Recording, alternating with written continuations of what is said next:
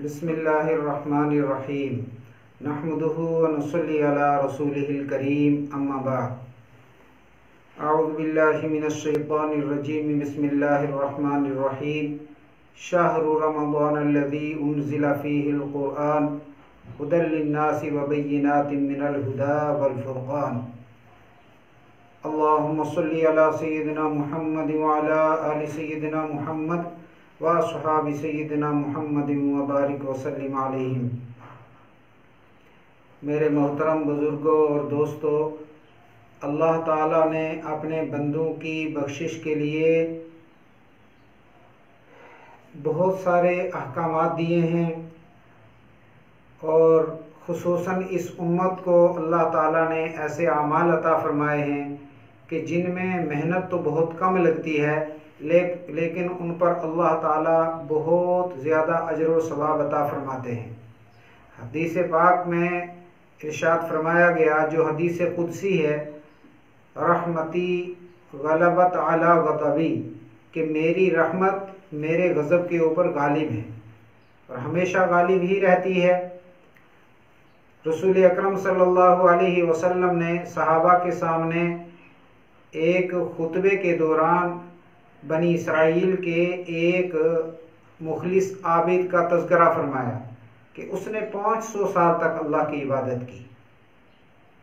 सहाबाए किराम ने ये सुनकर सर्द आहें भरी कि या रसूल अल्लाह, वो उम्मतें तो ऐसी थीं कि उनको अल्लाह ने लंबी उम्रें अता फरमाई थी, तो वो अगर अल्लाह की इबादत में उनको सर्फ करती तो यकीनन अल्लाह की रज़ा के बहुत ज़्यादा करीब पहुँचती, अल्लाह को राज़ी कर लेती।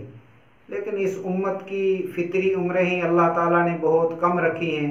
इसमें अगर कोई बंदा 60-70 साल उम्र पाता है तो कुछ अरसा तो बलूग से पहले का होता है, वो गोया कि इबादत के एतबार से वो उसको सर्फ नहीं कर सकता। तो अगर कोई बंदा मुखलिसाना इबादत करना भी चाहेगा तो कितनी कर लेगा, कैसे वो अपने अल्लाह को राज़ी करेगा, कैसे अल्लाह के से बहुत बड़े अजर और सवाब को हासिल कर पाएगा। तो रसूल अकरम सल्लल्लाहु अलैहि वसल्लम पर अल्लाह ताला ने ये सूरत नाजिल फरमाई जिसको सूरह अल-क़द्र कहते हैं, जिसमें इस उम्मत के अजर और सवाब को बताया गया। अल्लाह ताला ने इन्हीं नियामतों में से एक नियामत हमें रमज़ान की सूरत में अता फरमाई। आप अंदाज़ा लगाएं कि रमज़ान के महीने में अल्लाह सरकश शयातीन को कैद कर देते हैं, मोमिनीन के नेक आमाल का अजर 70 गुना बढ़ा देते हैं और हक़ ताला जल्ले शानहू इनके रोज़ों के बदले में इनसे जन्नत का वादा फरमाते हैं। तो शयातीन कैद हो गए, आमाल की कीमत बढ़ गई और इंसान का जो अपना नफ्स है वो रोज़े की मेहनत और मुशक्क़त के नतीजे में मगलूब हो गया। तो ये अल्लाह ताला का कितना बड़ा करम है। तो रमज़ान का महीना अल्लाह का करम, रमज़ान में अल्लाह ताला ने एक किताब कुरान की शक्ल में हमें अता फरमाई कि जो बहुत बड़ी अजीम शान नियामत है। रोज़ा अजीम शान नियामत है और इसका जो आखिरी अशरा है इसमें एक और इबादत सुन्नत करार दी गई जिसको हम एतकाफ़ की इबादत कहते हैं। एतकाफ़ की इबादत दर हकीकत ये अल्लाह ताला का कुर्ब हासिल करने के लिए एक बहुत बड़ा ज़रिया है। सूरह मुज़म्मिल में हक़ ताला जल्ले शानहू ने इरशाद फरमाया, व तबत्तल इलैहि तबतीला, प्यारे नबी जी आप सारे लोगों से अलग थलग होकर अल्लाह ताला के साथ यकसुई में लो लगाइए। गोया सारी मखलूक को छोड़कर अल्लाह के करीब जाकर उसकी इबादत, उसकी खुशनुदी कीजिए। आप हो और आपका रब हो। सूरह अलम नशरा में फरमाया, फ़इज़ा फ़रग़ता फ़नसब, जब आप तबलीग दीन के काम से फारिग हो जाया करें तो और फिर आप अल्लाह के सामने ऐसी इबादत कीजिए कि फ़न सब, फिर आप उसमें थक जाएं, अपने आप को थकाइए अल्लाह की इबादत में। तो एतकाफ़ की इबादत दर हकीकत इन्हीं 2 आयात पर अमल की एक ज़ाहरी सूरत है कि बंदा जब एतकाफ़ की नीयत से अल्लाह के घर में चला जाता है तो गोया मखलूक से उसने अपना ज़ाहरी तौर पर रिश्ता नाता बिल्कुल तोड़ दिया और अल्लाह के दर पर जाकर बैठ गया। जिस तरह कोई मंगता, कोई भिखारी, कोई मोहताज किसी के दरवाजे पर ये जाकर कहे कि जब तक आप मुझे कुछ अता नहीं करोगे मैं आपके दरवाजे से नहीं हटूंगा, गोया अमलन ये बंदा भी वही बात कर रहा होता है कि ए अल्लाह, मैं अपने अहलो अयाल को, अपने कारोबार को छोड़कर आपके घर में आ गया हूँ, आपकी रज़ा की तलब में, आपसे बख्शिश और मग़फ़िरत की तलब में। तो अल्लाह ताला के जो अता फरमाने को पसंद फरमाते हैं, जो अल्लाह से मांगे उससे खुश होते हैं, जो ना मांगे उसको मुतकब्बिर गर्दानते हैं, तो अल्लाह ताला को ये अदा कितनी पसंद आती होगी। रसूल अकरम सल्लल्लाहु अलैहि वसल्लम कभी कभार तो रमज़ान के पूरे महीने का एतकाफ़ भी फरमाया करते थे। और एतकाफ़ कितनी अजीम शान इबादत है। सैयदना हज़रत अब्दुल्लाह इब्न अब्बास नकल फरमाते हैं कि रसूलुल्लाह सल्लल्लाहु अलैहि वसल्लम ने इरशाद फरमाया कि जो बंदा एक दिन का एतकाफ़ करता है, अल्लाह उसके और जहन्नम के दरमियान 3 इतनी बड़ी खंदकों का फासला कर देते हैं जितना फासला ज़मीन और आसमान के दरमियान में। गोया अल्लाह ताला उसको अपनी रहमत के, बख्शिश के, मग़फ़िरत के करीब करते हैं, जन्नत के करीब करते हैं और जहन्नम से दूर करते हैं। और ये एतकाफ़ तो 10 दिन का सुन्नत है। तो एतकाफ़ इंतहाई अजीम शान इबादत है। फिर आप थोड़ा सा तवज्जो के साथ इस बात को समाअत करेंगे कि देखिए एतकाफ़ रमज़ान के आखिरी अशरे में हो रहा है, तो महीना वो है कि जो सारे 12 महीनों में सबसे अफजल तरीन महीना, जिसमें अल्लाह ताला ने बंदों के आमाल की कीमत को 70 गुना कम से कम बढ़ा दिया। और फिर उसका अशरा भी हो, चूँकि इसके 3 अशरे हैं। आप सल्लल्लाहु अलैहि वसल्लम ने फरमाया पहला अशरा इसका रहमत है, दूसरा मग़फ़िरत है और तीसरा जहन्नुम से आज़ादी का है। तो गोया रमज़ान के तीनों अशरों में से भी सबसे अफजल तरीन अशरा, तो महीना सबसे अफजल और उस महीने का सबसे ज़्यादा अफजल अशरा है। और एतकाफ़ के जो आला मकासिद हैं उनमें एक मकसद ये है कि लैलतुल क़द्र की इबादत नसीब हो जाए। तो गोया इस अशरे में एक रात इस मोतकिफ़ को मिलने वाली है इबादत की हालत में कि जो पूरे साल की रातों में सबसे अफजल तरीन रात है। तो कितनी फजीलतें इसके अंदर जमा हो गई हैं एक मोतकिफ़ के लिए। तो लिहाजा एतकाफ़ एक अजीम शान इबादत है, गोया अल्लाह ताला का कुर्ब हासिल करने का बहुत बड़ा ज़रिया है। लेकिन बहरहाल एतकाफ़ की 2 सूरतें हैं और ये सारी इबादत में बंदे को हमेशा से मलहूज़ रखना चाहिए।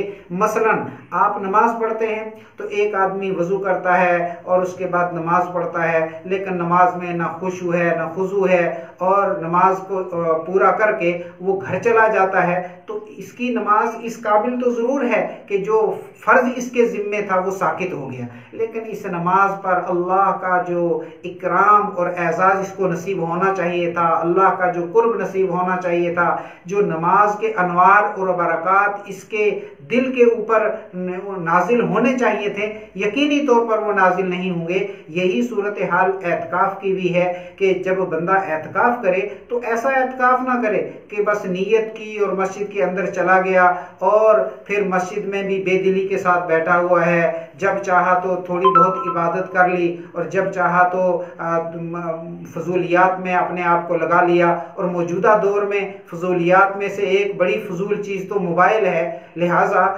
ये एतकाफ़ रस्मी तौर पर तो हो जाएगा जब 10 दिन मस्जिद में गुजारे जाएंगे, लेकिन एतकाफ़ का वो आला मकसद, जो असल एतकाफ़ की रूह है, वो ये है कि बंदा सब कुछ छोड़ छाड़ के, जैसे ज़ाहरी और जिस्मानी तौर पर वो अलग थलग हो गया है, वो कल्बी और दिली तौर पर भी दुनिया से बिल्कुल ला ताल्लुक़ होकर इन 10 दिनों में अल्लाह का कुर्ब इस तरीके से हासिल करे।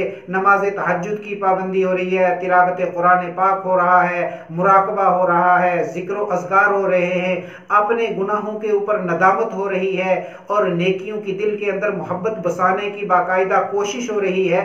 तो जब इस शान के साथ एतकाफ़ होगा, तो जब 10 दिन इसके मुकम्मल होंगे तो इसके दिल के ऊपर अल्लाह ताला की खशियत का असर होगा, अल्लाह ताला के कुर्ब के जज्बात होंगे, अल्लाह की मार्फत का नूर इसके दिल में आएगा, ईमान की हलावत ये महसूस करेगा।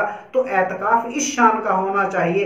ऐसा ना हो कि एतकाफ रस्मी हो, लेकिन जो एतकाफ का असल मकसद है कि रूहानियत और नूरानियत ईमान की और नेकियों की मोहब्बत और गुनाहों से नफरत दिल में जो पैदा होनी चाहिए, अगर वो ना हुई तो बहरहाल मसले के एतबार से एतकाफ की सुन्नत तो अदा हो जाएगी, लेकिन एतकाफ के अनवारात और बरक़ात हासिल नहीं होंगे। लिहाजा जिन जिन हजरात को अल्लाह तौफीक दे और अल्लाह सबको तौफीक अता फरमाए कि वो मसाजिद में एतकाफ करें, तो वो आपने इस एतकाफ के जो 10 दिन हैं और 10 रातें हैं, इनके एक एक लम्हे को काम में लगाने की कोशिश करें। और खुसूसन लैलतुल क़द्र जब जो ताक रातों में आती है, उनमें खुसूसियत के साथ अल्लाह की इबादत, कभी दुआ हो रही है और कभी इस्तिग़फ़ार हो रही है, कभी ज़िक्रुल्लाह हो रहा है, कभी तिलावत कुरान हो रही है, गुनाहों पर नदामत हो रही है। तो इस तरीके पर एतकाफ का ये वक्त गुजारा जाए। और लैलतुल क़द्र अल्लाह ताला ने नसीब फरमाई।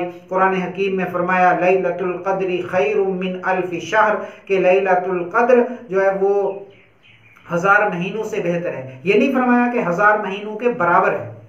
83 साल और 4 महीने की ये मुद्दत बनती है, उससे बेहतर है। कितनी बेहतर है? जितना बंदे के अंदर खुलूस होगा, किसी की उससे 2 गुना बेहतर होगी, किसी की 10 गुना बेहतर होगी। जितना खुलूस होगा अल्लाह ताला 1000 महीनों से इसके अजर और सवाब को बेहतर फरमाते रहेंगे। लिहाजा इस एतकाफ की इबादत को अपने लिए सिर्फ इबादत ही ना समझें, बल्कि अल्लाह ताला की बहुत बड़ी अता, अल्लाह की बहुत बड़ी नियामत समझें और इसके अंदर जो वक्त लगाएं उसकी पूरे तरीके से कीमत वसूल करने की कोशिश करें। एतकाफ के सिलसिले में तफसीली मसाइल तो किताबों में मौजूद हैं। जो हजरात एतकाफ का इरादा करें वो एतकाफ से पहले भी और जब उलमा हजरात का मस्जिद में आना हो तो एतकाफ के दौरान भी उन मसाइल को, फ़ज़ाइल को तफसील के साथ समझें, सुने।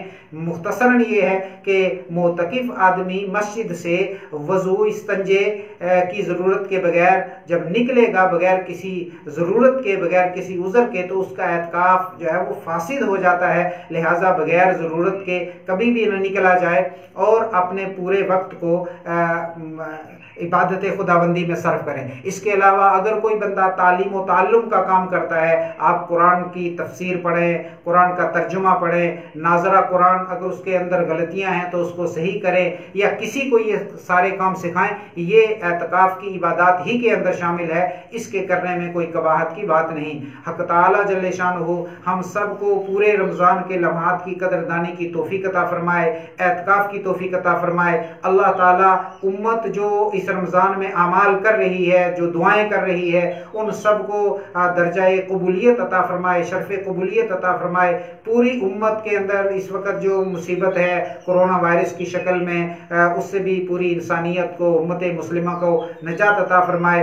और जब रमज़ान का मुक़द्दस और मुबारक महीना गुजर जाए तो अल्लाह ताला तमाम उम्मत मुस्लिमा के तमाम अफराद को उन लोगों के अंदर शामिल फरमाए कि जिनकी अल्लाह ताला ने इस रमज़ानुल मुबारक में बख्शिश और मग़फ़िरत फरमाई है। मोतकीफ़न हज़रात से भी गुजारिश है कि वो अपनी दुआओं में अपने लिए, अपने अहलो याल के लिए, अपने वालिदैन के लिए, उम्मत मुस्लिमा के लिए और अज़ आदम ताईदम जितने ईमान वाले आए सब के दुनिया और उखरवी परेशानियों की निजात के लिए दुआ फरमाएं। व आखिरु दावाना अनिल हम्दुलिल्लाहि रब्बिल आलमीन।